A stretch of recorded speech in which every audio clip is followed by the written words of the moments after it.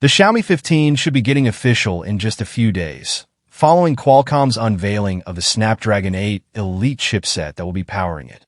Speaking of which, the Elite seems to suit the Xiaomi 15 very nicely, at least if we go by the Geekbench run performed by what is most likely a Xiaomi 15 prototype. This was spotted today in the Geekbench 6.3.0 online database.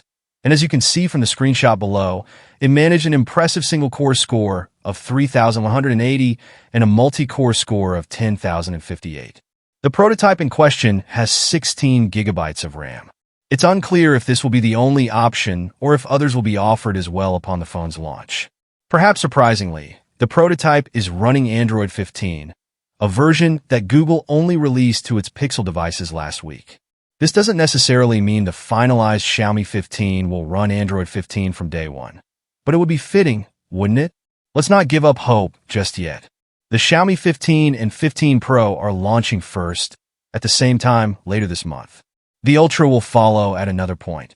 Note that the 15 and 15 Pro will initially only be sold in China. The 15 should get a global release in the future if we go by what happened last year.